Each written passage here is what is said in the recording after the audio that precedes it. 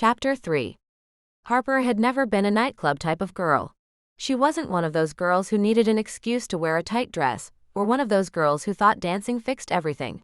If she was stressed or needed a release, she grabbed an Xbox controller and played the latest Call of Duty game. It kept her focused and thinking solely about her mission: blow as much up as possible, and let her escape from the world for a few hours. That didn't mean she was a tomboy. Far from it.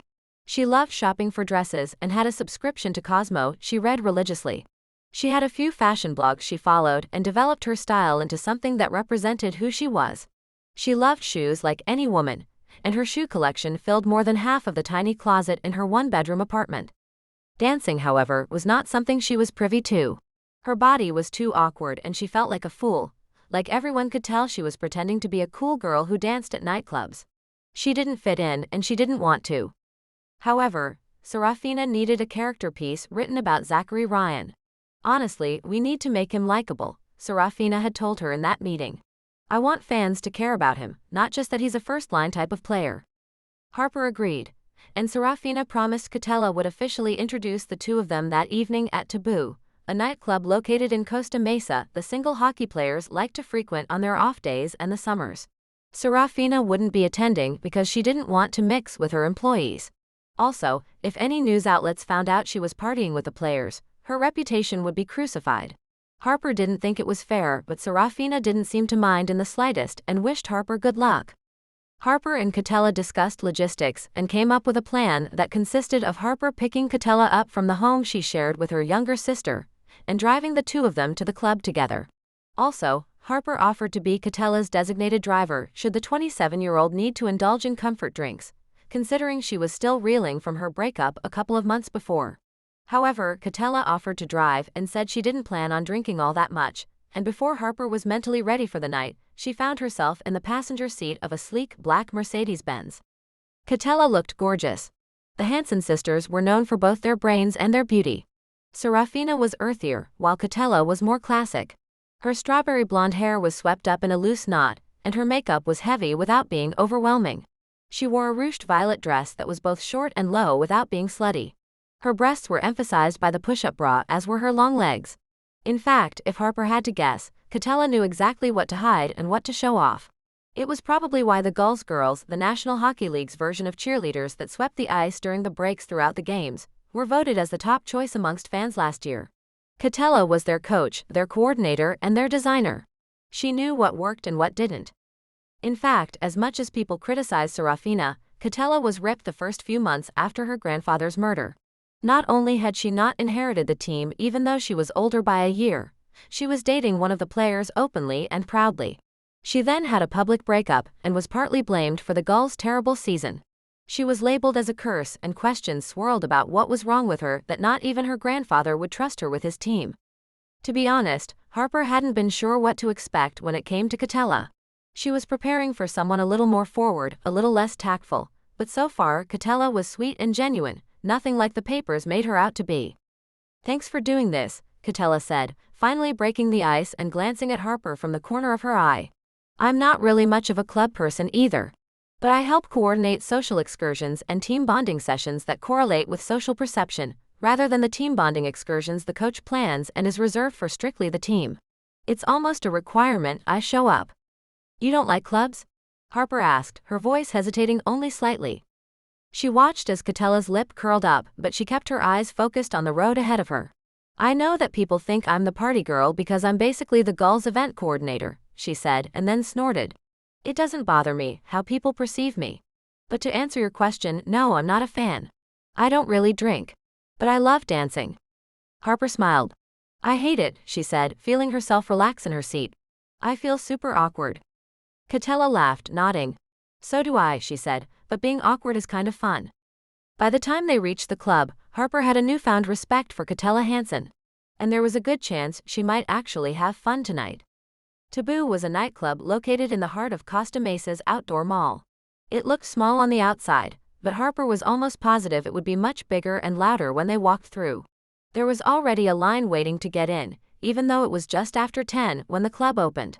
Harper didn't see any members of the team, but she did notice some people in line shoot her and Catella dirty looks when they got to walk past the line and, after a quick search through their purses, allowed in without even paying the cover fee. It was the first time Harper felt cool, which was dumb because Harper didn't care about being cool one way or the other. She was one of the least cool people she knew. But walking into the club in a tight dress and high heels next to Catella made her feel like a badass. It didn't hurt that the people waiting in line gave her dirty looks as they did so. The music was loud and the dance floor was small. It was halfway filled already. The bar wrapped around the edge of the room, and the dance floor was dead center. Mainstream pop music remixed with techno was currently thumping. Harper hated when they transformed a song she liked into something she didn't, but decided to ignore the music as best as she could for now.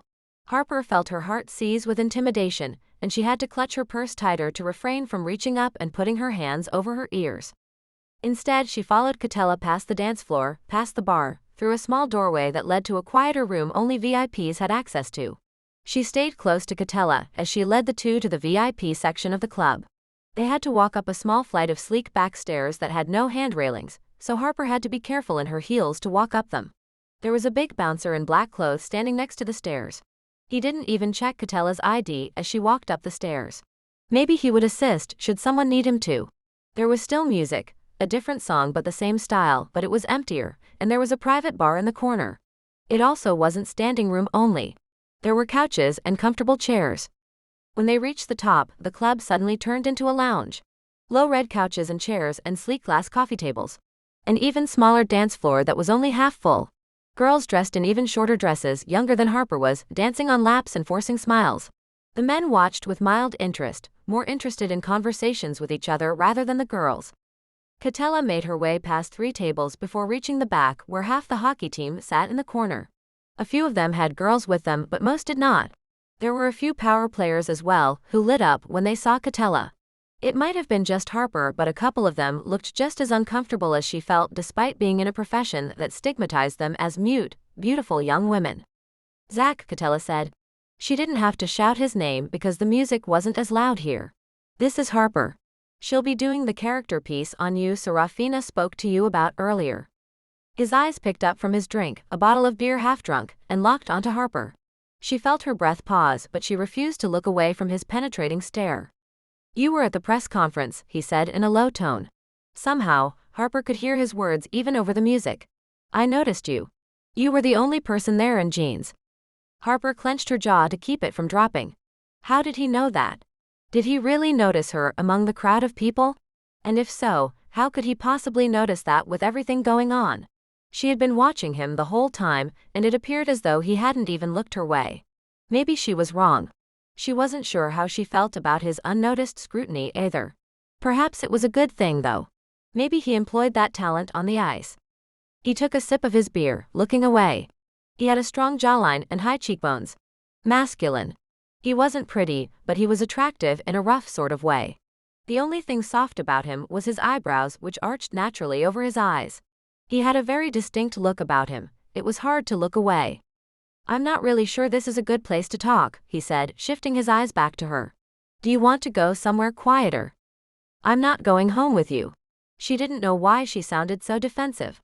Even he seemed surprised by her outburst. She pressed her lips together and looked away. How completely unprofessional. God, she had one chance to change the stereotype of particular female hockey fans, where she genuinely cared about the sport and strategy rather than the attractiveness of the players, and how to swindle them into marriage so her life would be set. The first words out of her mouth to Zachary Ryan were rejecting his possible advances. But the thing was, judging by the look on his face, that was not his intention. At all. "Okay, well, I'm glad we got that out of the way," he said. He tilted his head to the side and gave Harper a long look.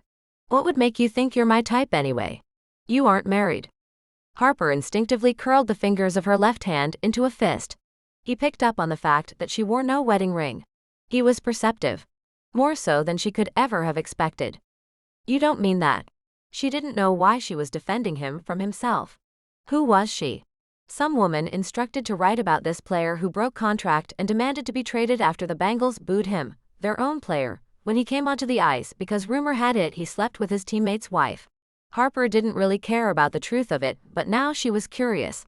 Zach never publicly commented, but the team seemed to completely isolate him and the fans seemed to hate him. But that didn't make the rumors true. "How do you know?" he asked, genuinely curious with a hint of a challenge in his tone. "You don't know me." "No," Harper agreed with a smile, "but it's my job to find out who you are." Zach rolled his eyes, causing Harper to frown. "Everyone has their perception of me," he said before taking another swig of beer. "You heard the questions they threw at me. Not about my 50-plus points, not about my 67% win in the face-off circle, not about my 30-plus goals per season in my 8-year career. It's about my personal life." "Yeah, well, let's write a different story," Harper said. "I'm just trying to do my job, and part of your job is dealing with the press. So." She grabbed a small notepad from her clutch. "Let's get started.